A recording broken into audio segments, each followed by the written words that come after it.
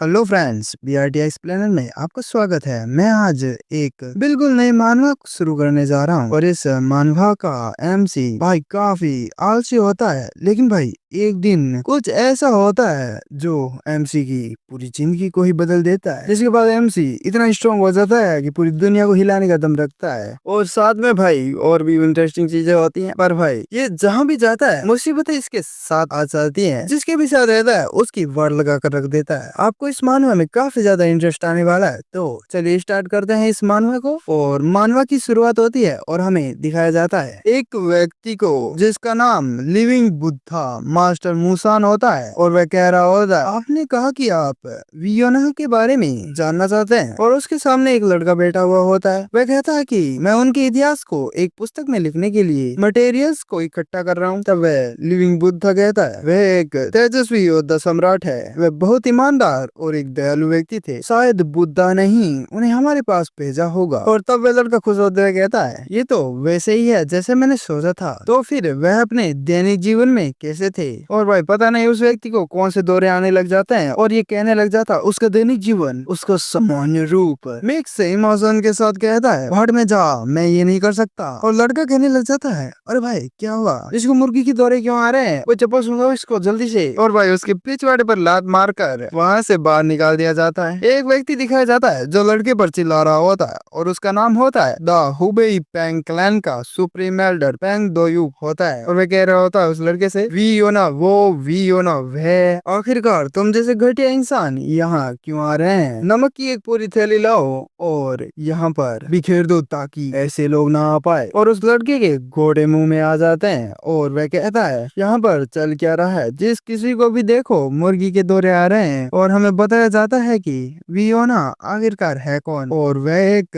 Radiant martial सोरवेन होता है और वह एक महान व्यक्ति था जिसने केओस के एरा का अंत किया था। एक ट्रू जेंटलमैन, एक महान व्यक्ति जिसका जिक्र पूरी दुनिया भर में अक्सर किया जाता है। और कुछ लोग उसे ग्रेट ऑफ ऑल टाइम कहते हैं और कुछ लोग उसे ग्रेटेस्ट सिविलर्स वॉरियर कहते हैं। और फिर हमें उसी लड़के को भागते हुए दिखाया जाता है। वो भागते हुए कहता है, लेकिन हर कोई उनके बारे में बात करने से अवॉइड क्यों करता है? एक हिस्ट्रिशियन होने के नाते ये मेरी ड्यूटी बनती है कि मैं इतिहास के छुपे हुए पहलू को भी दर्ज करूं। आज फाइनली इसके सवालों का जवाब मिलने वाला था और हमें बैगर शैक्ट डिवाइन मैड डॉग जो किसी पागल की तरह हंसते हुए कहता है, तो क्या तुम्हें साओलिन और हुबेई पैग क्लैन से पिछवाड़े पर लात मारकर भगा दिया गया? और वह लड़का उसके सामने बैठा हुआ होता है और उससे कहता है, हाँ, और मैं जहाँ भी गया उन सभी का रिएक्शन लगभग सेम ही था। जिस मोमेंट में वियोनाहो का नाम लेता और सभी को पता नहीं कौन से दौरे पड़ने लग जाते हैं। तब मैड डॉग कहता है, ऑफ कोर्स वह इस तरह से रिएक्ट करेंगे। तब वह लड़का कहता है कि आपका इससे क्या मतलब है? और वह आदमी कहता है, वह आदमी, और हमें 100 साल पहले का वांगडोंग वीकलैंड का सीन दिखाया जाता है। और फिर मैड डॉग कहता है, वह सबसे बुरे किस्म का व्यक्ति था। और हमें एक लड़के को दिखाया जाता है जो और कोई नहीं वी योनाहो, और इस समय ये 12 साल का है और ये हमारी इस मानवा का एमसी भी होता है। और भाई बिस्तर पर पड़े हुए कहता है, मैं सबसे स्ट्रॉन्गेस्ट बनना चाहता हूँ। और वो मैड डॉग कहता है, एक बार एक लड़का था जो हेवंस के नीचे सबसे महान बनने का सपना देखता था। एक मार्शल क्लैन में जन्म होने के कारण उन्हें वॉरियर की वीरता की शिक्षा मिली, जिस कारण से ही वह जानते थे कि हेवंस के अंडर सबसे महानतम स्थान तक पहुंचने का सबसे फास्टेस्ट पाथ क्या है। और वह पाथ है काउंटलेस एफर्ट्स। और योनाहो कहता है, आप कितने भी गिफ्टेड क्यों ना हो, बिना एफर्ट के कुछ भी नहीं मिलता। एफर्ट ही आगे बढ़ने का सच्चा रास्ता है। ऐसी इच्छा शक्ति रखने वाले लड़के के लिए एक छोटी सी प्रॉब्लम थी और वह प्रॉब्लम थी, आज बहुत देर हो चुकी है, कल से स्टार्ट करेंगे। हाँ भाई, हमारी वाली प्रॉब्लम जो हम सभी को होती है, आज के काम को कल पर टालना। और योना बाहर की तरफ देखता है और अपने बिस्तर पर बैठता है और सूरज को देखकर फिर से बिस्तर पर लेट जाता है। ये वाला एमसी कुछ हमारी तरह ही है। और वह उबासी लेते हुए कहता है, कितनी शर्म की बात है, आज वह दिन होने वाला था जब मैं ग्रेटेस्ट बनने की नींव रखने वाला था। खैर जाने भी दो, आज रात में अच्छे से नींद ले लेता हूँ और कल से ट्रेनिंग स्टार्ट करूंगा। मतलब भाई हमारे एमसी के आरएस के आगे कुंभकर्ण भी फेल हो जाए। और तभी एमसी के रूम में कोई एंटर होता है और एमसी से कहता, उठ जा कमीने। लेकिन भाई एमसी को घंटा कोई फर्क नहीं पड़ता है, ये तो मस्त कराटे मार के सो रहा है। और वह बंदा अपनी गले का पूरा जोर लगा कर कहता कहता है, मैंने कहा कि उठ जा। और वी उठते हुए कहता है, कौन है बे? और सही से देखता है और कहता है, ओ तो आप हैं। और वह व्यक्ति कहते हुए, पता भी है कि अभी टाइम क्या हो रहा है। और ये होता है वांगडोंग वीकलैन का पैट्रियार्क राइटियस सिविलर्स स्वर्ड्समैन वी जियोंगहान। और वी कहता है, मैंने अभी सूरज को डूबते देखा।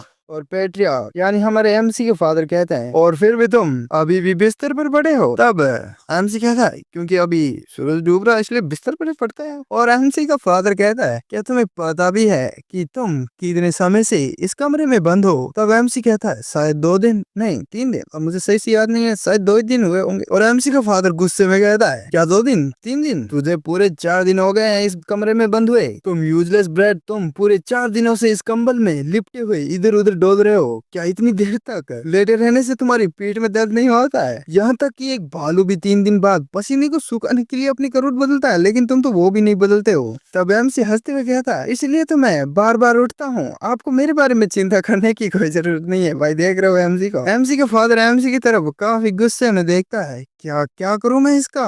एमसी कहता है, मैंने एक्चुअली में ट्रेनिंग लेने की कोशिश तो की थी, लेकिन हर बार जब मैं अपनी आंखें खोलता हूँ तो सूरज डूब चुका होता था। तब एमसी का फादर कहता है, तब एमसी कहता है, तो क्या? जब सूरज डूबता है तो हमें सोना पड़ता है, और इस तरह से मैं अगले दिन ट्रेनिंग करने के लिए जल्दी उठ सकूंगा। और एमसी के फादर के गुस्से का पारा चढ़ जाता है, और एमसी को बिस्तर से अलग करते हुए कहता है, तेरी ऐसी की तैसी, मैं फाइनली आज तुम्हारी उस खराब रवैये को ठीक करने जा रहा हूँ। और आज ग्वांगडोंग के वी हाउस होल्ड में सूरज पहले ही डूब रहा था, और एमसी का फादर एमसी को डांट लगा रहा था। और डांट लगाते हुए कहता है, मैं तुम्हें हमेशा के लिए सीधा कर दूंगा, एक बार तुम मेरे हाथों में तो आ। और फिर सीन शिफ्ट होता है और हमें गुआंगडोंग वीकलैन की ऑफिस का सीन दिखाया जाता है। और वहाँ पर एमसी के फादर काफी चिंता में बैठे हुए होते हैं। वहाँ पर एक व्यक्ति खड़ा हुआ होता है, और वह गुआंगडोंग वीकलैन का एडमिनिस्ट्रेटर जो बैंग होता है। क्या ये फिर से सेकंड यंग मास्टर के बारे में?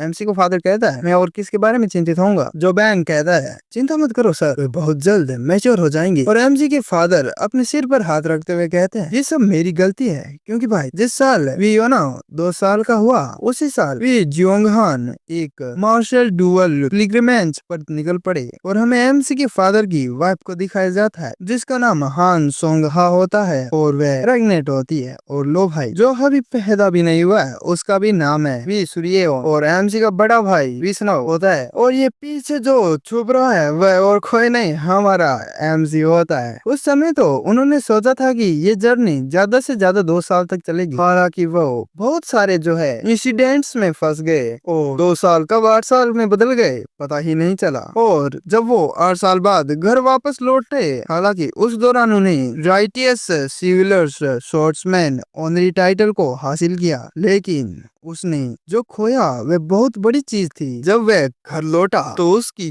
जेंटल वाइफ एक टाइगर से भी ज्यादा खतरनाक और खूंखार हो गई थी। और उसका चहेता बेटा, जिसके बारे में उसने सोचा था कि कोई ज्यादा प्रॉब्लम नहीं होगी, वह आलस और सुस्ती में ग्रो हुआ। तब वह एडमिनिस्ट्रेटर कहता है, इतनी चिंता मत करो, अभी भी कोई रास्ता होगा। तब एमसी का फादर कहता है, कौन सा रास्ता? तब एडमिनिस्ट्रेटर कहता है कि आप भूल गए हैं, वह जल्दी लौटने वाला है। तब एमसी का फादर काफी खुश होते हुए कहता है, अरे हाँ। तब एडमिनिस्ट्रेटर कहता है, हाँ 3 साल बाद वह फाइनली अकेडमी से वापस आ रहा है। और एमसी का फादर काफी सरकास्टिक तरीके से कहता है, वो वियोन हो, वह छोटा बच्चा वास्तव में एक व्यक्ति से डरता है। और एमसी के रूम में एक पर्सन एंटर होता है, और एमसी कहता है, मुझे सडनली ठंड क्यों लग रही है? एमसी अपने पीछे देखता है, और वह व्यक्ति होता है गुआंगडोंग वीकलैन का सबसे बड़ा बेटा वी सनहो, यानी एमसी का एल्डर ब्रदर। और वह एमसी से पूछता है, तुम कितने समय से सो रहे हो? तब एमसी कांपती हुई आवाज में कहता है,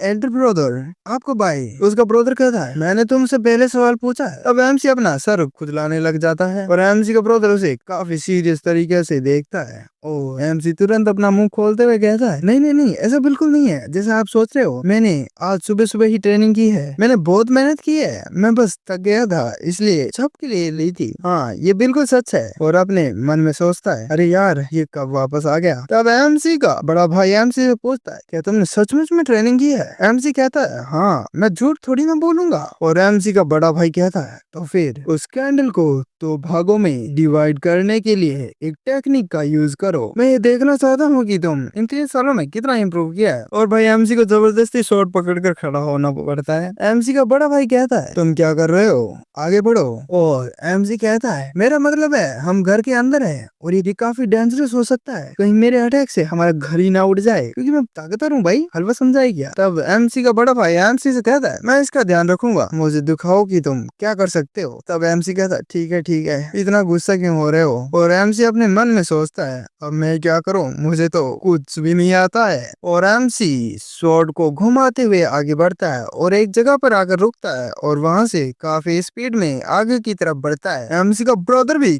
काफी शौक हो जाता है और भाई एमसी सर्कस के करतब दिखाते हुए जाता है और एमसी काफी बेडिश स्टाइल में लैंड करता है और अपने पीछे देखता है। तुम्हें क्या लगता है कि एमसी ने कैंडल के 2 टुकड़े कर ही दिए होंगे? आज ही घंटा कैंडल ज्यों की त्यों ही रहती है, रोज तक नहीं आई है कैंडल को। हाँ भाई, यहाँ पर एमसी का मोय मोय हो चुका होता है और एमसी का बड़ा भाई काफी सीरियस होते हुए कहता है 3 साल हो एक शॉर्ट टेक्निक को मास्टर करने और अगले लेवल पर जाने के लिए 3 साल ही लम्फ होते हैं, लेकिन तुम 3 साल पहले के कंपैरिजन में बदतर हो गए हो। एमसी का बड़ा भाई वहाँ से चला जाता है और फिर सीन शिफ्ट होता है और हमें डाइनिंग टेबल का दिखाया जाता है और फैमिली के सभी मेंबर डिनर कर रहे होते हैं। एमसी अपने मन में सोच रहा होता है मुझे बदहजमी होने वाली है, मुझे इसका पूरा यकीन है। एमसी का फादर एमसी के बड़े भाई से कहता है मार्शल अकेडमी का जीवन कैसा है। तब एमसी का बड़ा भाई कहता है ठीक था। तब एमसी का फादर कहता है क्या वहाँ पर तुम्हें कोई डिफिकल्टी को फेस करना पड़ा था। तब एमसी का बड़ा भाई कहता है जिसमें डिफिकल्टी ना हो वह ट्रेनिंग नहीं होती है, मेरा ये मानना है कि खुद पर काबू पाने के लिए ये जरूरी है। तब एमसी का फादर कहता है मेरी एब्सेंस में तुम्हें बहुत सब्र करना पड़ा है। तब एमसी का बड़ा भाई कहता है फादर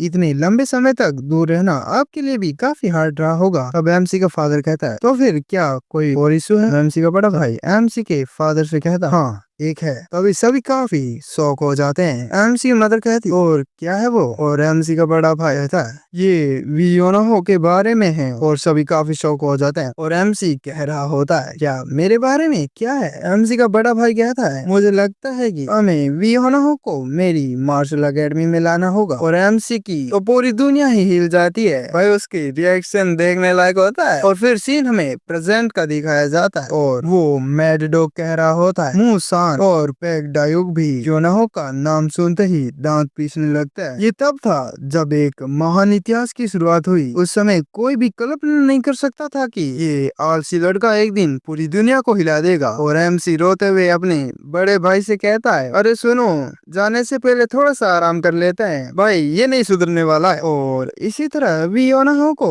मार्शल अकेडमी जाने के लिए मजबूर होना पड़ता है। उसका परिवार थोड़ा परेशान था। उसकी छोटी बहन रोते हुए कहती है मत जाओ, और ये कहाँ रोक रही है इसको, ये मुश्किल से तो जा रहा है। और ये वही बच्ची होती है जब एमसी के फादर जा रहे थे तब एमसी की मदर प्रेग्नेंट थी और इसका नाम मैंने पहले ही बता दिया था, मैं दूसरी बार बता देता हूँ, विश्रेवन। और एमसी का फादर तो इतना खुश होता है कि उसकी खुशी का कोई ठिकाना नहीं होता है और वह हंसते हुए कह रहा होता है एक इंसान बनकर वापस लौटना। मदर कह रही होती है अपने आप का ख्याल रखना, लेकिन उसकी फैमिली में से किसी ने भी उसको रोकने की जरा सी भी कोशिश नहीं की। उसकी फैमिली तो यही सोच रही होगी ब्लड टली। और एमसी पीछे देखते हुए कहता है रो मत, मैं वापस आ जाऊंगा। हाय रो कौन रहा है, हंस रहा है तेरा बाप। कहे तो ऐसे रहा है जैसे किसी जंग में जाने वाला है और उसकी छोटी बहन उसे बाय बाय कर रही होती है। और भाई एमसी का फादर की खुशी तो इतनी होती है जितना भाई इसे अपनी शादी की पहली रात में नहीं हुई होगी, और जोर से ठाके मार मार के हंस रहा होता है। और एमसी की मदर कहते हैं अब तो हंसना बंद कर दो। और भाई दोनों ही भाई निकल पड़ते हैं अपनी सफर में। खैर और भाई सीन शिफ्ट होता है और भाई हमें एमसी को दिखाया जाता है और भाई ये भाई कैसा इंसान है, घोड़े पर भी गधे बेचकर सो रहा है। और एमसी अपने बड़े भाई से पूछता क्या हम लगभग पहुंच गए हैं। उसका बड़ा भाई कहता है अभी तो 10 दिन और बचे हैं। एमसी कहता क्या 10 दिन में तो मेरी जान निकल जाएगी। और उसका बड़ा भाई कहता है अगर तुम्हें घोड़े की सवारी करनी आती तो हम 5 मिनट में वहां पहुंच जाते। और एमसी अजीब सी शक्ल बनाते हुए और रोते हुए कहता है अरे मैंने कहा तो था, मैंने पहले कभी भी इस पर सवारी नहीं की है। तब उसका बड़ा भाई कहता है मैं तुम्हें इसके लिए ब्लेम नहीं कर रहा हूँ, मैं तो बस तुम्हारा क्वेश्चंस का आंसर दे रहा हूँ। और एमसी अपने बड़े भाई से कहता है चलो थोड़ा आराम कर लेते हैं, क्या तुम्हें पता है कि ये पहाड़ी कितनी खड़ी है, मैं थक गया हूँ। हूँ, मेरी पीठ और मेरा पिछवाड़ा भी दर्द करने लगा है। और एक जगह पर इशारा करते हुए कहता है, वहाँ पर देखो, वो लोग भी आराम कर रहे हैं, हमें भी उनके पास जाकर लेट जाना चाहिए। और एमसी का बड़ा भाई इस चीज को देखकर काफी शौक हो जाता है। एमसी का बड़ा भाई घोड़े से नीचे उतरकर उस तरफ जाने लग जाता है। एमसी नीचे उतरते हुए कहता है, क्या क्या तुम आराम करने जा रहे हो? और एमसी का बड़ा भाई उनके पास पहुंचता है और एमसी वहां पर आता है और कहता है, अब तुम क्या कर रहे हो? तब एमसी का बड़ा भाई काफी सीरियस होते हुए कहता है, हमें काफी देर हो चुकी है, ये सब मर चुके हैं। एमसी की फटकर चौसठ हो जाती है और एमसी का बड़ा भाई कपड़ा हटाते हुए कहता है, इसे देखो। और उस व्यक्ति के चेस्ट पर कुछ अजीब से फ्लावर पैटर्न बने हुए होते हैं। और एमसी का बड़ा भाई कहता है, ये एक टेक्निक है, इसे फ्लावर इंडेलिजिंग पाम कहते हैं। इससे पहले क्रिम्सन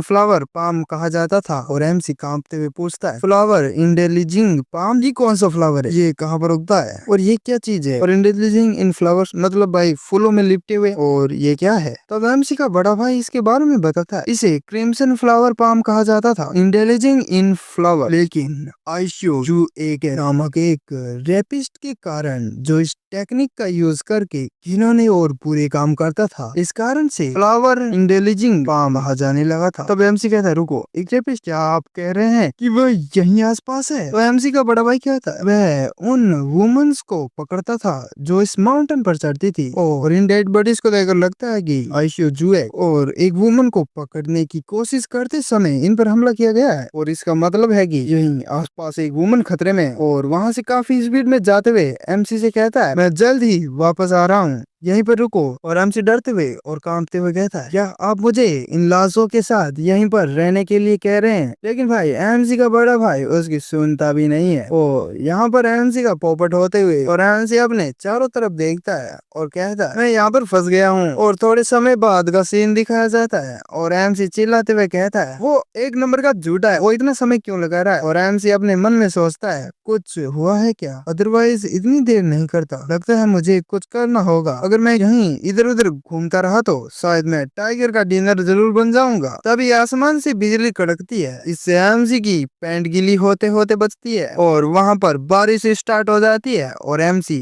आसमान की तरफ देखते हुए कहता है, मैं सचमुच में अभी परेशान हो रहा हूँ। और भाई एमसी कहता है, मैं इस तरह से यहाँ पर कैसे पहुँच गया? और एमसी उन घोड़ों को धक्का मार रहा होता है और घोड़े भाई एमसी से भी ज्यादा जिद्दी हैं, सरकने का नाम भी नहीं ले रहे हैं। और एमसी उन्हें धक्का देते हुए कहता है, अरे मैं इन्हें यूं ही नहीं छोड़ सकता क्योंकि ये टाइगर का डिनर बन सकता है। और मैं इन्हें दफना भी नहीं सकता क्योंकि भाई बारिश हो रही है। और भाई इससे तो पता चलता है कि एमसी थोड़ा काइंड हार्टेड तो है। और एमसी कहता है, मुझे एक जगह ढूंढनी होगी जहाँ पर मैं रुक सकूं। और इन चीजों से और एमसी की बकबक से घोड़े भी काफी फ्रस्ट्रेटेड लग रहे होते हैं। और एमसी उस घोड़े के ऊपर चिल्लाते हुए कहता है, अबे भाई क्या हो रहा है तेरे को? तुम मेरी बात क्यों नहीं सुन रहे हो? और भाई चारों तरफ काफी बारिश हो रही होती है और इन्वायरमेंट भी काफी डार्क और हॉरर टाइप का हो चुका है। और एमसी की इन सभी चीजों से घोड़े भाई काफी परेशान हो चुके होते हैं और एमसी को काफी जोर से लात मारता है, जिससे एमसी उस खाई में गिरने लग जाता है। घोड़ा भी लाइक, साला ये कब से परेशान कर रहा था? और एमसी किसी गेंद की तरह टप्पे खाते हुए उस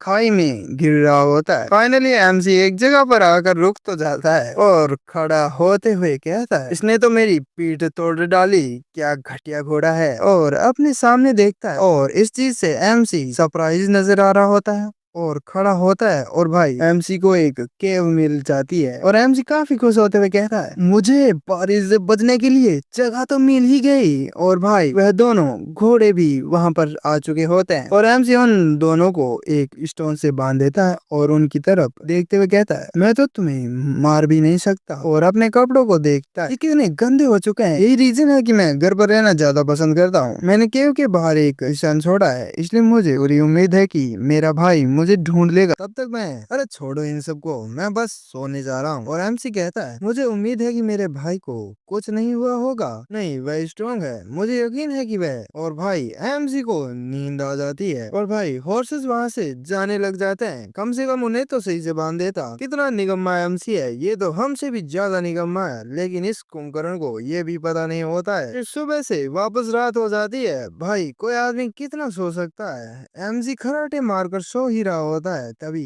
एमसी की बॉडी को ब्लू फ्लैम्स कवर करने लग जाती है और वह ब्लू फ्लैम्स एमसी को कहीं पर ले जा रही होती है और वह ब्लू फ्लैम्स एमसी को वॉल के आर पार कर देती है। और भाई अब इस कुंभकर्ण की नींद खुलती है और वह देखते हुए कहता है, मैं यहाँ कहाँ पर आ गया? ये तो उसी केव की तरह दिख रहा है जिसमें मैं पहले था। क्या मैं और गहराई में आ गया हूँ या कहीं मैं गहराई में लुढ़क तो नहीं गया हूँ? तभी एक आवाज आती है, फेडेड ह्यूमन। इससे एमसी की फट जाती है और कहता है, मम्मी रे। और एमसी इस चीज से इतना डर जाता है कि वह गिर ही जाता है और अपने सामने देखता है और उसके सामने एक ब्लू कलर से चमकती हुई बॉल टाइप कोई चीज होती है और उसके अंदर से ये आवाज आ रही होती है, इस भाग्यशाली स्थान पर तुम्हारा स्वागत है मेरी रेडियंस स्वॉर्ड के सक्सेसर। तब एमसी उस बॉल को देखते हुए कहता है, क्या ये चमकदार चीज वही है जिससे तुम बात कर रहे हो? तब उस चीज में से आवाज आती है, हाँ, मैं फिजिकल बीइंग के बंधनों से परे हूँ, मैं टाइम और स्पेस से बियॉन्ड तुमसे बात कर रहा हूँ। मेरी विल को एक्सेप्ट करो और इस पूरी दुनिया पर रूल करो। और एमसी चिल्लाते हुए कहता है, इसकी माँ का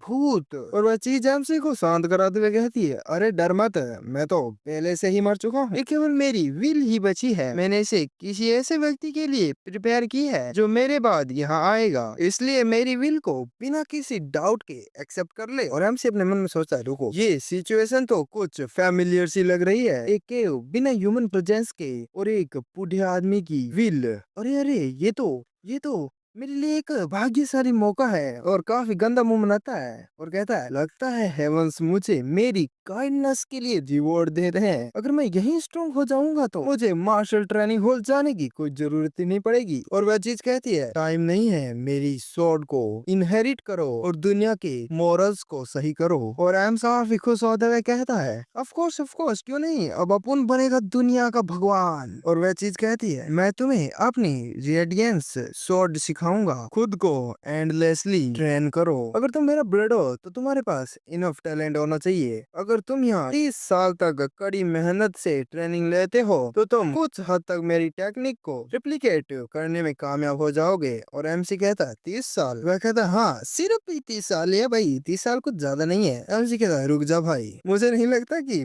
भाग्य मेरे लिए बना है, किसी दूसरे व्यक्ति को ढूंढ ले भाई, मुझसे ये ना हो पाएगा। और वह अजीब सी बहुत ज्यादा चकित रह जाती है, अरे अरे तुम क्या कर रहे हो? एमसी कहते हैं, हाँ, मैं यहाँ 30 साल सड़ने की बजाय इसे जाने देना पसंद करूंगा। और उस चीज को अलविदा कहते हुए वहाँ से कट लेता है, यानी भाई भाग जाता है। और वह चीज कहने लग जाती है, अरे रुक जा भाई, भाग आ रहा है। और उसने ह्यूमन शेप ले ली होती है और अब हमें इस बूढ़े व्यक्ति का नाम बताया जाता है। इसका नाम होता है ब्लैक मुहेन और इसके नाम का एक मीनिंग भी होता है, ये कुछ वाइट इन्फिनिटी होता है। और एमजी रुक जाता है और कहता है, पकड़ लिया, मैं सही था, तुम कोई स्कैमर हो। और बूढ़ा आदमी कहता है, स्कैमर? तुम्हारी हिम्मत कैसे हुई मुझे ऐसा कहने की? एमसी कहता है, देखा देखा, तुम पहले लाल पीले गोले बनकर दिखावा कर रहे थे और जब ये काम नहीं आया तो तुमने अपना असली रूप दिखा दिया। धोखेबाज, शर्म नहीं आती, छोटे बच्चे को उल्लू बनाते हो। तब वह बूढ़ा व्यक्ति कहता है, अरे भाई, किसका बच्चा है ये? इतना ढीठ बच्चा मैंने अपनी जिंदगी में नहीं देखा। अरे मैं कोई दिखावा नहीं कर रहा हूँ, मैं असल में एक स्पिरिट हूँ जिसने अपनी बॉडी को छोड़ दिया है। और एमसी थोड़ा सोचते हुए कहता है, एक स्पिरिट जिसने अपनी बॉडी को छोड़ दिया है? और उसके थोबड़े पर एक पंच मारने की कोशिश करता है, लेकिन उसको तो कुछ नहीं होता, उल्टा एमसी मुंह के बल गिर जाता है। और वह व्यक्ति कहता है, अरे तुम क्या कर रहे हो? और एमसी अपना मुंह गंदा करते हुए कहता है, मम्मी ये तो सच में भूत है। तो वह बूढ़ा व्यक्ति एमसी को समझाते हुए कहता है, गोस्ट नहीं, मैं गोस्ट नहीं हूँ, ये स्पिरिट ट्रांसफॉर्मेशन आर्ट है जिसका इस्तेमाल सिर्फ हाई लेवल के मार्शल आर्टिस्ट ही कर सकता है। एमसी कहता है, खैर हाँ, हम इन्हें गोस्ट ही कहते हैं। और बूढ़ा व्यक्ति कहता है, अरे मेरे बाप, तुझे कितनी बार मैं समझाऊं, मैं कोई गोस्ट वोस्ट नहीं हूँ। और फिर सीन शिफ्ट होता है और हमें उसी मैड डॉग का दिखाया जाता है और वह उस लड़के से कह रहा होता है, और इस तरह वी योनो की अपने गुरु से मुलाकात हुई। तब वह लड़का उससे पूछता है, स्पिरिट ट्रांसफॉर्मेशन आर्ट, क्या ऐसा कुछ सचमुच में एग्जिस्ट करता है? तब वह सामने से कहता है, ये एक ऐसी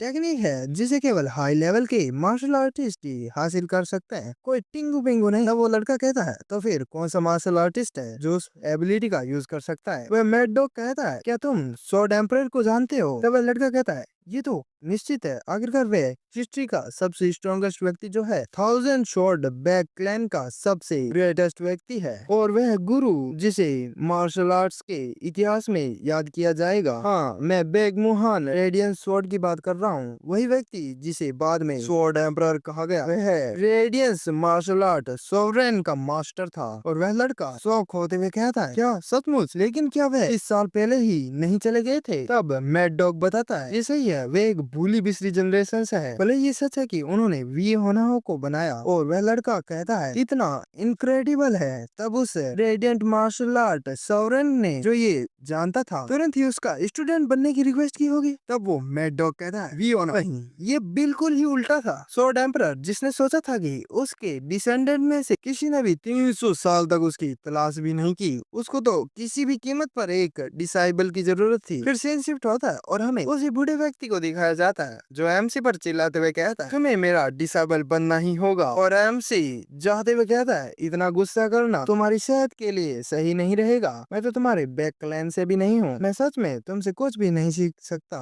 मैं अभी जा रहा हूँ। और वह बूढ़ा व्यक्ति कहता है, तुमने क्या सोचा था कि मैं तुम्हें इतनी आसानी से यहाँ से जाने दूंगा? ये ले। और एमसी का रास्ता एक बहुत बड़ी सी वॉल ब्लॉक कर देती है, और वह स्वॉर्ड एम्परर अपना गला फाड़ कर हंसते हुए कहता है, हमें क्या लगता है कि ये सिर्फ एक मोटे स्टोन का गेट है? तुम इससे अपनी करंट एबिलिटी से इसे नहीं उठा पाओगे, ना ही तुम इसे तोड़ पाओगे। और एमसी के पास जाता है, लेकिन अगर तुम मेरी मार्शल आर्ट सीख लो तो आप इसे किसी कागज के टुकड़े की तरह काट कर यहाँ से जा सकते हैं। और एमसी कुछ निकालते हुए कहता है, खैर मैं कुछ नहीं कर सकता। और स्वॉर्ड एम्परर कहता है, मैंने कहा कि तुम अपनी एबिलिटी के दम पर इस स्टोन को नहीं काट सकते। और भाई एमसी उस गेट पर खुदाई करने लग जाता है, और वो भी अपनी स्वॉर्ड से, जैसे कि कोई कैदी जेल से भागने के लिए चम्मच से खुदाई करता है, ठीक उसी तरह। और स्वॉर्ड एम्परर बिल्कुल ही कंफ्यूज हो जाता है, और वह एमसी से कहता है, तुम क्या कर रहे हो? एमसी रिप्लाई देते हुए कहता है, अबे दिखाई नहीं दे रहा कि अंधा है क्या? मैं गड्ढा खोद रहा हूँ, चाहे ये कितना भी स्ट्रॉन्ग ही क्यों ना हो, आखिरकार है तो एक पत्थर ही। यानी अगर मैं इसे मेटल से घिसता हूँ तो ये धीरे धीरे टूट ही जाएगा। मैं इसे लगभग 1 या 2 साल में तोड़ दूंगा। तब स्वॉर्ड एम्परर कहता है, क्या तुम सचमुच में ऐसा 1 या 2 साल तक करोगे? तब एमसी कहता है, ये तो फनी है, जब ये बात ऐसा कोई व्यक्ति कह रहा है जिसने मुझे 30 साल तक गधे की तरह ट्रेन करने की बात कही हो। और वह स्वॉर्ड एम्परर सोचता है, ये साला पागल है, मैं इसे मार भी नहीं सकता, आखिरकार करूँ तो करूँ क्या? और एमसी के इधर उधर जाते हुए कहता है, अरे बस थोड़ी सी कोशिश करो, बस थोड़ी सी, मैं तुम्हें डिसअपॉइंट नहीं करूंगा। और भाई एमसी का जवाब नहीं होता है, और वह स्वॉर्ड एम्परर कहता है, मैं तुम्हें बस 20 साल बाद जाने दूंगा, अब तो हाँ कर दे। और एमसी वहाँ पर जमीन पर लेटते हुए कहता है, 20 साल, ये तो काफी ज्यादा है, अगर ये 3 साल की बात होती तो मैं सोचूंगा। भाई एमसी तो इस तरह से बार्गेनिंग करता है जैसे सब्जी मंडी में सब्जी खरीदने आया हो। और वह स्वॉर्ड एम्परर गुस्सा करते हुए अपने मन में सोचता है, 3 साल, ये बास्टर्ड क्या इस चीज को एक मजाक समझ रहा है? और अपने गुस्से को कंट्रोल करते हुए एमसी से कहता है, क्या तुम 3 साल में मेरी मार्शल आर्ट को सीखना चाहते हो? अगर जंग शानफेंग वापस से जीवित भी हो जाए तो भी ऐसा नहीं कर पाएगा। और एमसी चाहते हुए कहता है, वाह, तो फिर लगता है कि हम एक दूसरे के लिए ही नहीं बने हैं मेरे सनम। और भाई स्वॉर्ड एम्परर की नसें फटने लग जाती है गुस्से के कारण, और कहता है कि 5 साल, मुझे सिर्फ 5 साल दो। भाई देख रहे हो एमसी की बार्गेनिंग लेवल। और वह कहता है, मैं तुम्हें 5 साल में दुनिया का सबसे स्ट्रॉन्गेस्ट बनाने के लिए जो भी करना होगा करूंगा। और एमसी अपने मन में सोचते हुए कहता है, 5 सालों में दुनिया का सबसे स्ट्रॉन्गेस्ट मार्शल आर्ट, और तो और मैंने तो आज तक किसी ऐसी स्पिरिट के बारे में सुना ही नहीं है। हो सकता है कि ये टेक्निक मुंह जबानी ना कही गई हो सकता है कि वह आधा सच बोल रहा है। अगर ऐसा है तो ये जरूर ही दुनिया का सबसे स्ट्रॉन्गेस्ट मास्टर रहा होगा। इस अपॉर्चुनिटी का फायदा उठाने लायक है। और उससे कहता है, ठीक है, मैं एक बार कोशिश करूंगा। और फिर सीन शिफ्ट होता है और हमें मैड डॉग का दिखाया जाता है। वह उस लड़के से कह रहा होता है, विहनाओं को नहीं पता था कि वह स्वॉर्ड एम्परर थे। स्वॉर्ड एम्परर भी भाई काफी अनलकी थे, क्योंकि वह जिस व्यक्ति से वो अपने जीवन के अंत में मिले थे, बस संयोग से ये वही आदमी था। और वह स्वॉर्ड एम्परर एमसी पर गुस्सा करते हुए कहता है, जल्दी उठ जा कमीने, जल्दी उठ जा। तब एमसी उससे कहता है, मैं बहुत थक गया हूँ, क्या तुम्हें नींद नहीं आती? ओह हाँ, तुम तो मर गए हो। देखो भाई, सीधी सी बात है, मैं इंसान हूँ और इंसानों को सोने की जरूरत होती है, क्या तुम्हें इतना भी नहीं पता है क्या? और भाई उस स्वॉर्ड एम्परर की गुस्से से नसें बाहर आने लग जाती है, और वह अपने मन ही मन में कह रहा होता है, ऐसा ढीठ बच्चा मैंने अपनी पूरी जिंदगी में नहीं देखा, क्या ही आलसी बच्चा है ये। और एमसी से कहता है, ठीक है, मुझे प्लीज माफ कर दो, क्या अब हम ट्रेनिंग शुरू कर सकते हैं? आखिरकार यार वह इतना गुस्सा हो क्यों ना, अपने जीवन के अंत में उसे जो डिसाइवर मिला था एक आलसी बास्टर था। गुस्सा होना तो जायज था और एमसी उबाइशे मारते हुए कहता है उठते ही ट्रेनिंग करना ये तो काफी मुश्किल होता है। और हाँ, ये पूरे दिन बस सोता रहता था और ट्रेनिंग के दौरान बस मुश्किल से ही एक दो मूव्स की प्रैक्टिस करता था। और वह शॉर्ट एम्पर कह रहा होता है अगर हम इस तरह से ट्रेनिंग करते रहे तो मुझे पूरा यकीन है कि हमें इसमें 5 साल नहीं हमें पूरे 50 साल लगेंगे। और एमसी को कोई शर्म नहीं आ रही होती है। वह तो यहाँ तक पूछ लेता है कि क्या इससे भी कोई आसान तरीका है क्या सिखाने का। और भाई ये कर ही क्या रहा है, सिर्फ शॉर्ट को ही तो हिला रहा है, इतना तो लोग अपना हिला लेते हैं। शॉर्ट एम्पर कहता है अबे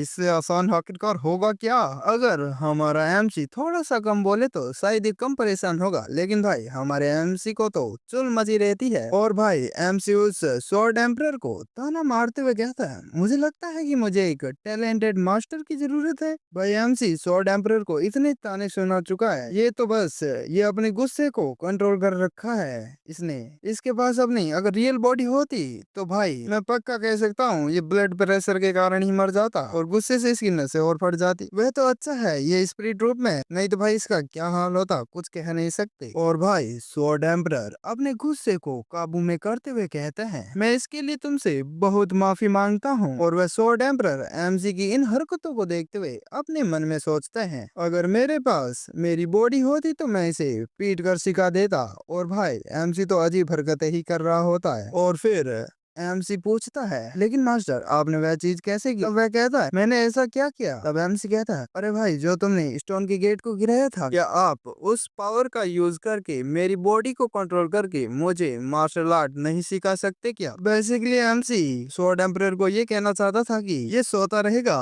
और भाई स्वॉर्ड एम्परर इसकी बॉडी को मैनिपुलेट करके ट्रेनिंग करवाता रहेगा। तो वह स्वॉर्ड एम्परर कहता है मैंने बस एक डिवाइस पर डोरी खींची थी जो मैंने पहले ही एडवांस में तैयार कर ली थी। तो एमसी उससे पूछता है लेकिन तुमने ये किया कैसे, तुम्हारे पास तो तुम्हारी बॉडी ही नहीं है। तो वह कहता है इसका बॉडी से कोई रिलेशन नहीं है, ये तो केवल क्यूआई है, मैंने स्ट्रिंग खींचने के लिए साइकिक लेविटेशन का यूज किया था। तभी उसे कुछ याद आता है और वह काफी जोर जोर से हंसने लग जाता है और कहता है मुझे ये बात पहले क्यों नहीं समझ में आई। और एमसी उसकी ऐसी हरकतों को देखकर कहता है अरे क्या हो गया, कहीं बुढ़ापे में पागलपन का दौरा तो नहीं पड़ रहा है। तब स्वॉर्ड एम्परर कहता है मैं इस सोच में इतना उलझा हुआ था कि मेरे पास मेरी बॉडी नहीं है या फिर मेरी बॉडी के कुछ हिस्से अधूरे हैं, यही सोच मैं पिछले 300 सालों से बनाए हुए हूँ। खैर तुम्हारी बदौलत मैंने कुछ अच्छा सीखा है। और एमसी कहता है तुम क्या बड़बड़ा रहे हो। तभी एमसी के पास से काफी स्पीड में कोई चीज जाती है और एमसी उस चीज की तरफ देखता है जो अभी अभी उसके पास से गई थी और ये एक पत्थर का टुकड़ा होता है। और इस चीज को देखकर एमसी काफी शौक में होता है और शॉर्ट एम्परर दूसरे स्टोन को रेडी करते हुए कहता है तुम्हारी वजह से मुझे ये रियलाइज हुआ कि अगर मेरे पास मेरी बॉडी ना भी हो तब भी मैं जब चाहूँ रॉक्स को हिला सकता हूँ। और एमसी उससे कहता है ओल्ड मैन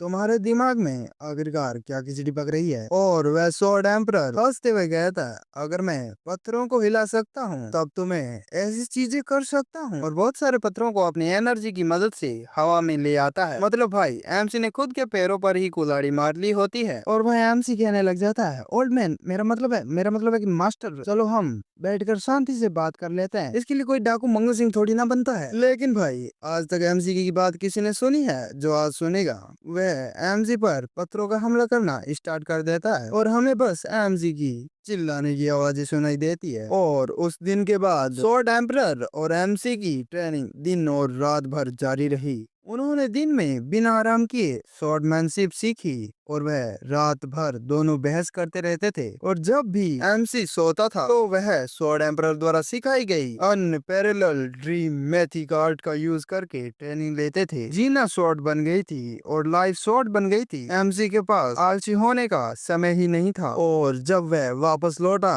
तो उसने दुनिया को हिला दिया और एमसी फाइनली उस केव से बाहर निकल जाता है। और हमें एमसी के बाहर निकलने से एक दिन पहले का सीन दिखाया जाता है। एमसी सो रहा होता आता है और स्वॉर्ड एम्परर उसको बुलाते हैं और एमसी कहता है, मैंने आपसे कहा था कि मुझे थोड़े और सोने दो, क्या आपको मुझ पर विश्वास नहीं है? और स्वॉर्ड एम्परर एमसी को अपने पास बुलाता है और एमसी उसके पास आकर बैठ जाता है और कहता है, क्या हुआ? स्वॉर्ड एम्परर एमसी से कहता है, मैंने जीवन भर मार्शल आर्ट्स सीखी है, मेरी होप थी कि मैं इसका अंत देख सकूं, इसलिए मैंने मार्शल आर्ट के अलावा किसी और चीज की परवाह नहीं की, केवल मार्शल आर्ट्स का पीछा करते हुए मैं एक क्रोधी बूढ़ा आदमी बन गया जिसके साथ मेरे क्लैन द्वारा डिस्टेंसली का व्यवहार किया गया। और इस चीज को सुनकर एमसी अपने मन में कहता है, आज इसके साथ क्या है, आज ये गंगा उल्टी कैसे बह रही है? अब स्वॉर्ड एम्परर कहता है, जब मैं इसके बारे में सोचता हूँ तो ये ओबियस हो जाता है कि मेरा क्लैन मुझे ढूंढने क्यों नहीं आया। आखिरकार ऐसा हो भी क्यों ना, मैंने मार्शल आर्ट के लिए अपने बच्चों और परिवार को छोड़ दिया। मैंने सोचा था कि मार्शल आर्ट का अंत देखने से मुझे सब कुछ मिल जाएगा, लेकिन मैं गलत था। मार्शल आर्ट वह है जो मनुष्य करते हैं, इसलिए स्वॉर्डमैनशिप का अंत देखने के लिए लोगों के साथ न चलना मीनिंगलेस है। तुमने मुझे ये रियलाइज कराने में मेरी मदद की है। मैंने पहली बार किसी को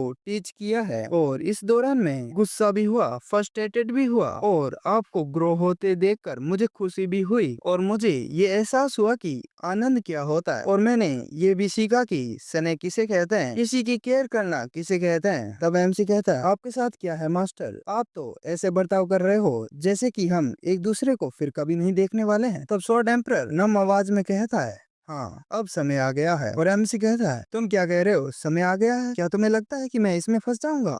और तुमने कहा था कि हमें 30 साल तक ट्रेनिंग करनी है, अभी तो सिर्फ 5 ही साल हुए हैं, तुम्हें अभी 25 साल और जीना है। एम्परर कहता है, हाँ मैंने ऐसा कहा था। तब एमसी कहता है, तो क्या हुआ? तब वह स्वॉर्ड एम्परर एमसी से कहता है, इंटरनल क्यूआई जो मैंने तुम्हें एलेक्जियर के रूप में दी थी वह इसलिए थी ताकि तुम ये खाए बिना रह सको। इसे मेंटेन रखना उतना आसान नहीं है जितना तुम सोचते हो। अब मेरे पास ज्यादा पावर नहीं बची है, अब गुड बाय कहने का समय आ गया है। तब एमसी कहता है, यह चीज तुमने मुझे पहले क्यों नहीं बताई? अगर तुम मुझे बता दे तो मैं यहाँ से जाता और फूड लेकर आता और फिर से ट्रेनिंग करता। स्वॉर्ड एम्परर अपने मन में कहता है, अगर तुम ये जगह छोड़ भी देते तो मुझे यकीन है कि तुम जरूर वापस आते। और एमसी से कहता है, मैं समझ सकता हूँ तुम्हें कैसा महसूस हो रहा है, फिर भी मैंने हमारे साथ बिताए गए हर समय को एंजॉय किया है। हालांकि मैं तुम्हें ट्रैवल करते और दुनिया की सैर करते देखना चाहता था, लेकिन ये भी ठीक है। और एमसी के सामने छोटी सी मुस्कान के साथ देखते हुए कहता, मेरी आंखों में मैं तुम्हें पहले ही क्लियरली दुनिया भर में घूमते हुए देख सकता हूँ। दुनिया को देखो, अगर ऐसा है तो बाकी चीजें भी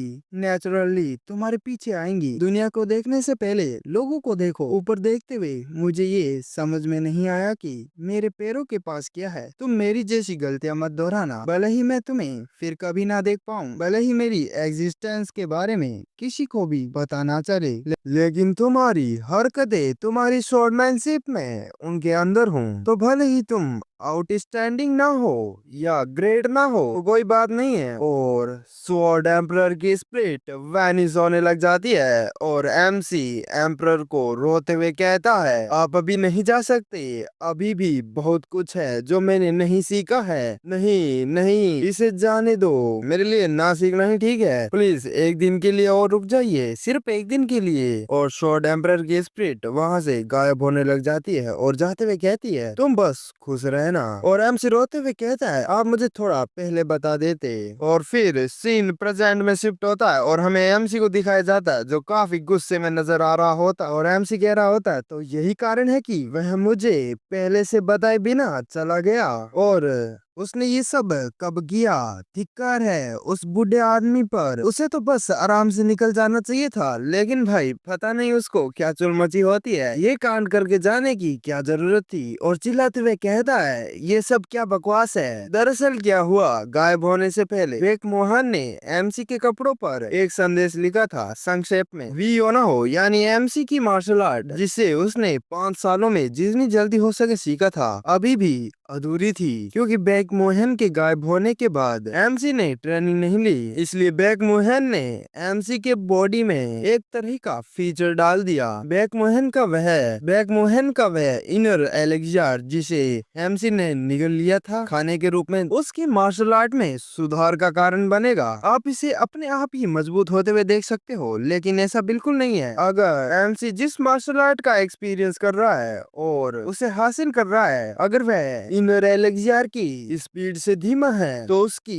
इनर एनर्जी शॉर्ट एम्परर द्वारा सोख ली जाएगी और हमारा एमसी वहीं पर ही कोलैप्स हो जाएगा। अगर शॉर्ट में कहूँ तो अगर एमसी ट्रेन ही नहीं करता है तो भाई उसका पत्ता कट जाएगा। और एमसी उस मैसेज को पढ़ते हुए कहता है, वह घटिया बुढ़ा आदमी कुछ भी अच्छा नहीं करने वाला था। और उसमें ये भी लिखा होता है कि पूरी दुनिया में घूमो और अलग अलग चीजों को देखो।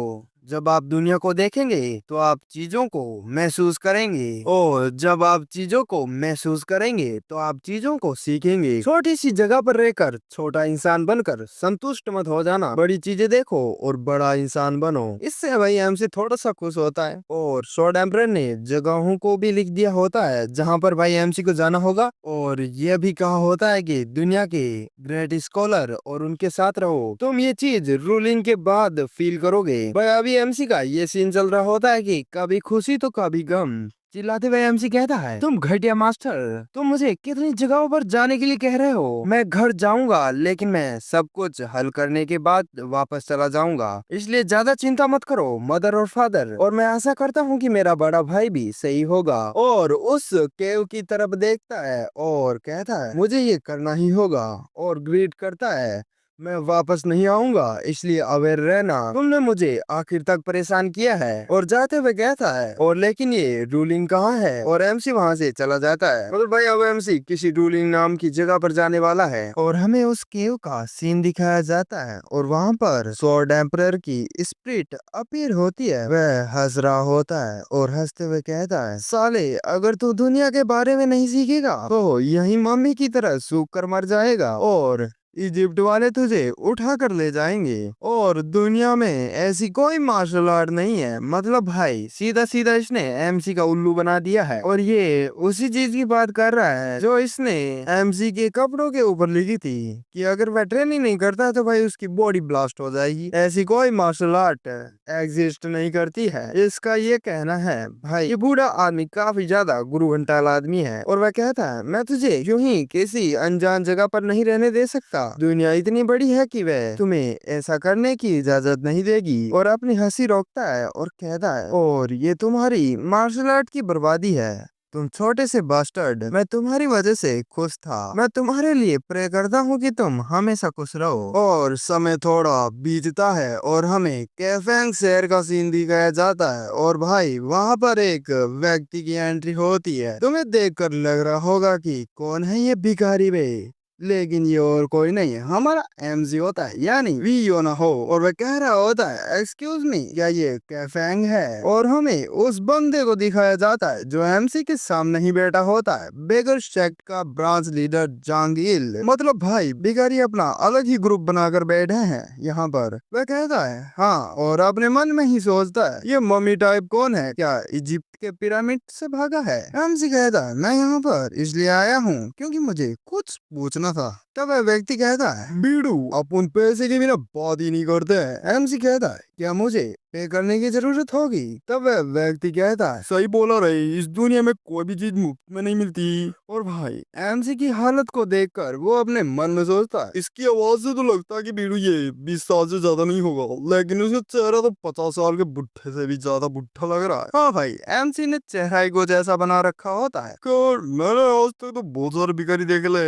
लेकिन ये तो कुछ अलग ही भिखारी है। लगता है मार्केट में अभी न्यू लॉन्च हुआ है बीड़ू, भिखारी प्रोमैक्स। लेकिन भाई मुझे ऐसा क्यों लग रहा है कि ये एमसी के बारे में नहीं मेरे बारे में बात कर रहा है। आखिरकार भाई मेरी भी तो कंडीशन ऐसी ही है। और वह बंदा कहता है, मैं ये तुम्हारे लिए काम बिल्कुल फ्री कर सकता है रे, क्योंकि ऐसा लगता है कि तो अपन का ही चड्डी बड्डी है रे, लेकिन यहाँ का एक रूल है। अब एमसी कहता है, चड्डी बड्डी, इससे तुम्हारा क्या मतलब है। वो व्यक्ति कहता है, हाँ भाई, क्योंकि हम दोनों ही भिखारी है, इसलिए मैं समझ सकता हूँ तेरी कंडीशन को। एमसी के फेफड़ों में जान बची नहीं होती है, फिर भी गला फाड़ कर कह रहा होता है, तुम्हें इतना हैंडसम बंदा भिखारी दिख रहा है, चश्मा घर पर भूल गया क्या। तो वह बंदा कहता है, मैं तुझे कहीं से भी देखूं रे, तू मुझे भिखारी लग रहा है। वैसे भी यदि तेरे पास हाल नहीं है तो मैं तुम्हें जानकारी कैसे दे सकता हूँ वीडियो, तो यार थोड़ी भीख मांग कर कुछ पैसे लेकर आ, तभी तेरा काम बनेगा रे। एमसी कहता है, जब मैं भिखारी नहीं हूँ तो मैं भीख क्यों मांगू, तो मुझे जबरदस्ती भीख मंगवाने में क्यों तुला है। तो ब्रांच लीडर कहता है, ऐसा नहीं नहीं है कि भिखारी भीख मांगता है, बल्कि ऐसा है कि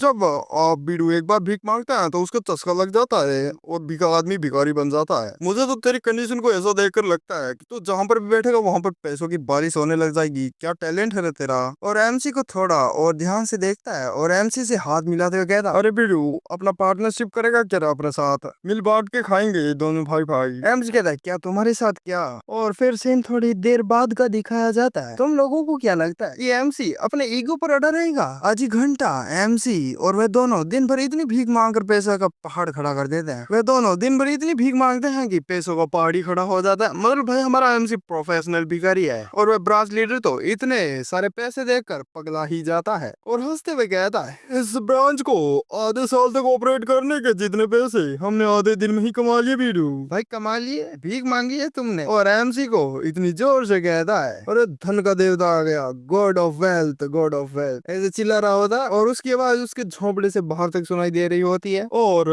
इस बात को दो व्यक्ति सुनते हुए एक दूसरे से कहते हैं, यहाँ पर क्या चल रहा है बीडू। तब दूसरा कहता है, जाहिर है कि हमसे भी कोई हाई लेवल का भिखमंगा आ चुका है। और वह ब्रांच लीडर एमसी से कहता है, तो तुम्हें क्या जानना था। तब एमसी उससे कहता है, मुझे फेमस स्कॉलर्स की लोकेशन, हॉबीज और स्पेशलिटीज की लिस्ट चाहिए। तो वह कहता है, बस इतना, ये तो काफी इजी है। एमसी और भी कहता है, और फेमस ब्लैक स्मिथ और वही सभी जो पहले कहा था, ओ ये भी चाहिए। और भाई एमसी यहीं पर नहीं रुकता है, बोलते ही जाता है। बेसिकली वह सभी चीजें मांगता है जो भाई स्वॉर्ड एम्परर ने उसके कपड़ों पर लिखी थी। और वह ब्रांच लीडर कहता है, अरे बिटू अब रुक भी जा रहे, जैसे कि अपन ने तुमसे वादा किया है, मैं तुम्हें ये सारी इन्फॉर्मेशन दूंगा, लेकिन तुम्हें 7 दिनों के बाद वापस आना पड़ेगा बिटू। और भाई एमसी वहां पर लेट जाता है और वह कहता है, अरे बिटू अपन ने तुमको लेटने को नहीं कहा रहे, चल रहे इधर से। तब एमसी कहता है, मेरे पास जाने के लिए कोई जगह नहीं है, मेरे पास करने के लिए भी कुछ नहीं है, इसलिए मैं यहीं पर रहूंगा। तब वह ब्रांच लीडर कहता है, बिटू तू यहाँ पर रुकना चाहता है, रुक सकता है, वैसे मुझे क्या ही दिक्कत होगी तुझसे बिटू।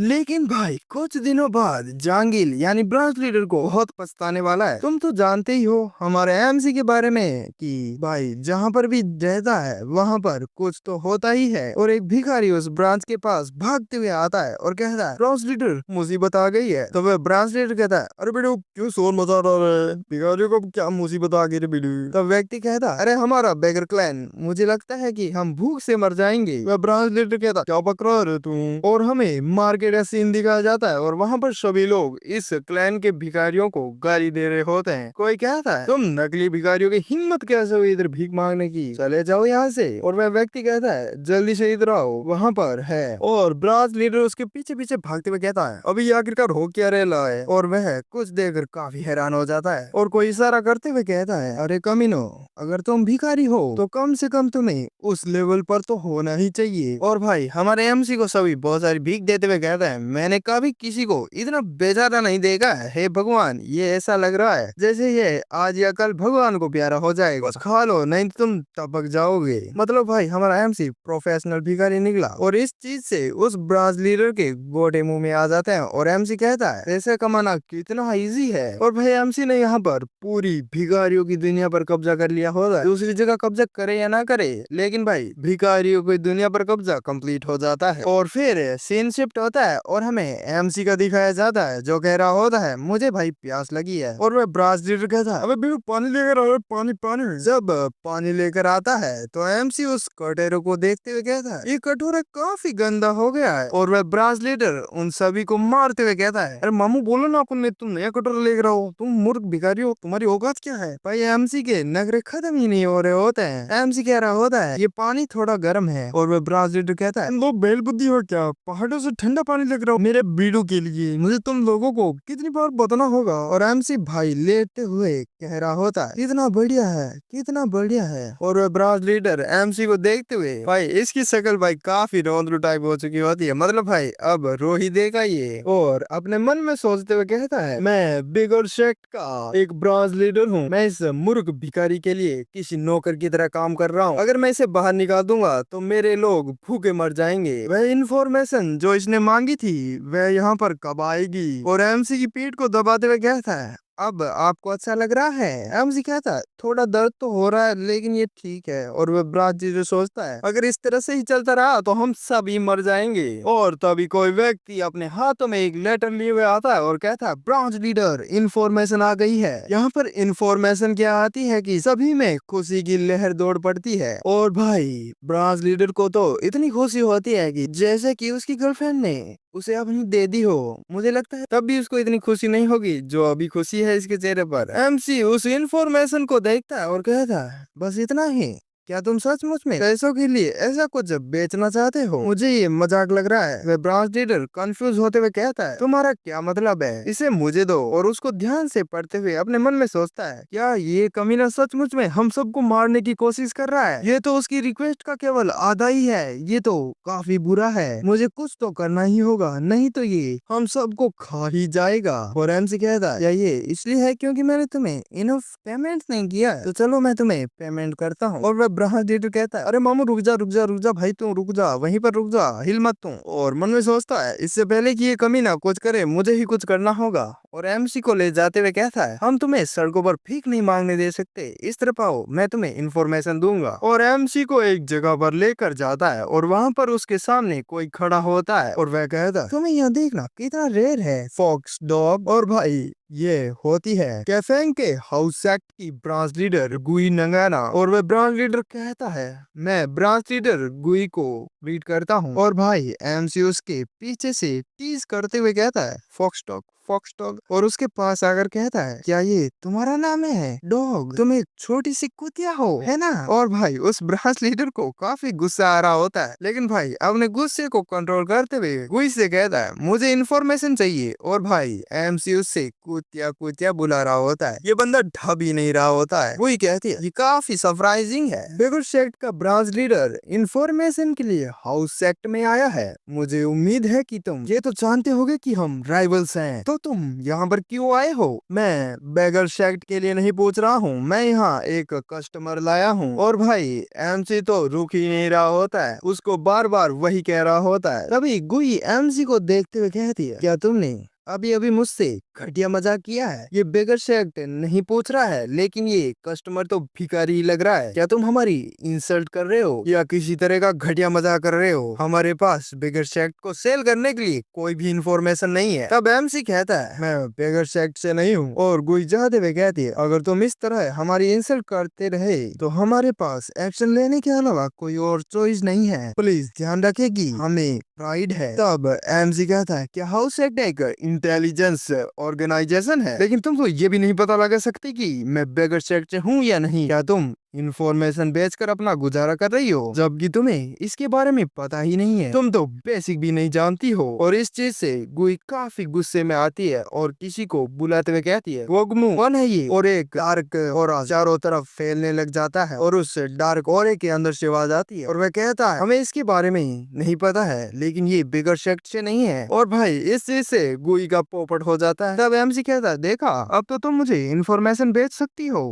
लेकिन भाई गुई एमसी से गंदा चेहरा बनाते हुए कहती है नहीं मैं नहीं बेचना चाहती, बाहर निकल जाओ यहाँ से। और एमसी उससे कहता है ओ तो तुम्हारे पास बिजनेस माइंड नहीं है, मैं तुम्हें पूरी पेमेंट कर रहा हूँ फिर भी तुम मुझे मना कर रही हो। मुझे तो ऐसा लगता है कि हाउस सेक्ट का एंड होने में ज्यादा समय नहीं लगेगा। और भाई गुई काफी गुस्सा होते हुए कहती है बेहतर होगा कि तुम अपने मुंह पर लगाम लगाओ अगर तुम अपनी बॉडी पार्ट्स को कटा हुआ नहीं देखना चाहते। और भाई एमसी कहता क्या मैंने कुछ गलत कहा बुढ़ी औरत? भाई एमसी ने इतना ही कहा होता है कि उस लड़की का मतलब भाई बुढ़ी औरत का पारा चढ़ जाता है। मतलब भाई एमसी ने इसकी कह के ले ली है और ये एमसी से कहती है कि क्या तुमने अभी अभी मेरी इंसल्ट की? लेकिन एमसी भाई उसको इग्नोर मार देता है और गुई गोंगमू को एमसी पर अटैक करने का ऑर्डर देती है। और भाई ये काला लंगूर एमसी की तरफ काफी स्पीड में बढ़ता है और एमसी को बचाने के लिए ब्रांच लीडर बीच में आने की कोशिश करता है लेकिन भाई एमसी उसको दूर कर देता है और उस काले लंगूर के खोपड़े पर एक पावरफुल पंच मारता है जिस चीज से भाई दोनों ही काफी शॉक्ड हो जाते हैं और हैरान भी हो जाते हैं। और भाई एमसी उस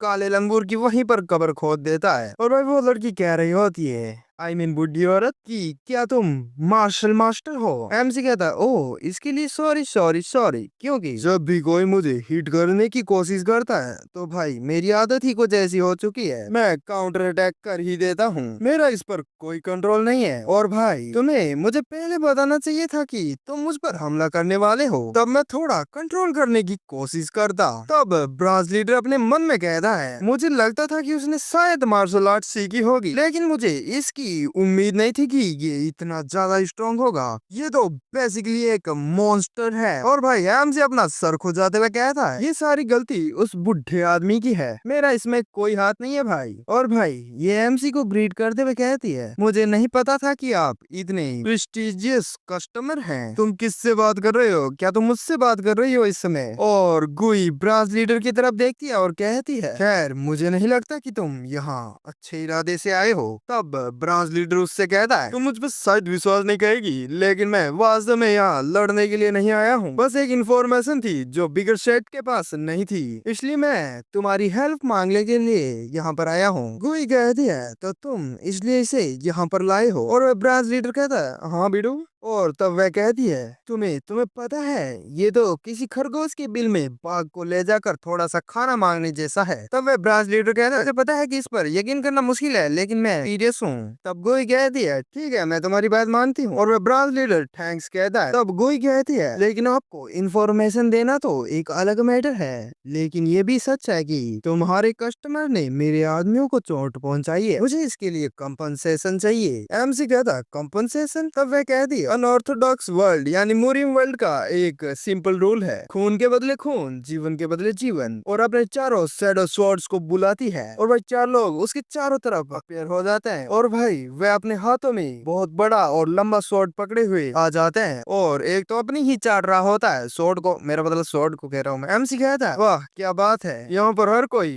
अलग अलग करतब दिखाकर आ रहा है, कोई चाट रहा है कोई डाल रहा है, वाह क्या बात है, क्या तरीके लेकर आते हो भाई तुम लोग। और वह कहती है मुझे नहीं पता कि यहाँ आने का तुम्हारा क्या पर्पज है, लेकिन क्योंकि तुमने हम में से किसी एक को चोट पहुंचाई है तुम सही सलामत तो नहीं जा पाओगे। एमसी कहता है यार इसे समझाना कितना मुश्किल है, ये बुढ़िया समझ ही नहीं रही है। और भाई ब्रांच लीडर उसे शांत करवाने की कोशिश करता है, लेकिन भाई एमसी कहाँ शांत होने वाला था। अरे भाई मैंने तुमसे कहा तो था कि एक मिस्टेक थी, मैंने तो उसको बस हल्का सा एक थप्पड़ मारा था क्योंकि भाई वो मुझ पर हमला कर रहा था, मैंने अपने सेल्फ डिफेंस में ये सब किया है। लेकिन भाई ये बुढ़िया है कि मान ही नहीं रही है। और भाई इस चीज से गुई काफी गुस्से में आ जाती है और अपने मन में कहती है ये कंकाल जैसा दिखने वाला बास्टर्ड। और कहती है अनऑर्थोडॉक्स मुरीम के तरीके बिल्कुल ही सिंपल है, एक आंख के लिए एक आंख और एक दांत के लिए एक दांत। एमसी कहता है ये तो कुछ लॉन जैसी बकवास कर रही हो तुम। और भाई वह ब्रांच लीडर कह रहा होता अरे भाई मैं तुमसे कह रहा हूँ ना थोड़ी देर के लिए चुप रह जा मेरे बाप। और वह कहती है हम बस तुम्हारे चेहरे से थोड़ा सा फ्लैश निकाल लेंगे और हमारा काम हो जाएगा। एमसी कहता है रुको भाई मुझे आप लोगों को ये बताते हुए काफी रिग्रेट फील हो रहा है, लेकिन भाई मेरे चेहरे पर सचमुच में कोई फैट नहीं है, मैं हाल फिलहाल में ही ठीक से खाना नहीं खा पाया हूँ, थोड़ा खाना है तो खिला दो ताकि भाई तुम्हें फ्लैश को उतारने में काफी मजा आए। और भाई गुई का पारा चढ़ जाता है, अब भाई उसका खुद पर ही कंट्रोल नहीं रहता है और भाई ये उन शेडोज को ऑर्डर देते हुए कहती है इसे मार डालो। और भाई इतना सुनते ही वे चारों के चारों एमसी पर धावा बोलने के लिए निकल जाते हैं, लेकिन भाई इस चीज से एमसी को तो घंटा फर्क नहीं पड़ता है, वो तो अभी भी कह रहा होता है ये तो कोई गलत बात है, ये तो भाई गलत बात है, तुम तो सिर्फ मेरे चेहरे से थोड़ा सा फ्लैश निकालने वाले थे, मुझे लगा कि मुझे इससे कोई प्रॉब्लम नहीं होगी, लेकिन भाई तुम लोग तो चीटिंग कर रहे हो, तुम तो मुझे सीधा मारना ही चाहते हो। और भाई वे चारों लंगूर एमसी की तरफ बढ़ने लग जाते हैं, उस पर अटैक करने ही वाले होते हैं कि एमसी कहता है ये तो काफी इंटरेस्टिंग और डरावना लग रहा है। और भाई एमसी किसी गोली की स्पीड से भी तेज सबकी धुलाई करते हुए काफी स्टाइल मारते हुए रुकता है। और भाई इस चीज से गुही की तो कच्ची गीली हो जाती है। और भाई ये सीन काफी आइकॉनिक लग रहा होता है और पीछे वे चारों लंगूर घूम रहे होते हैं स्लो मोशन में। एमसी कहता है कोई नहीं हिलेगा, मेरा मतलब है कोई नहीं हिलेगा, मैं सचमुच में किसी को भी नहीं मारना चाहता। और भाई एमसी अपनी क्यूआई को रिलीज करता है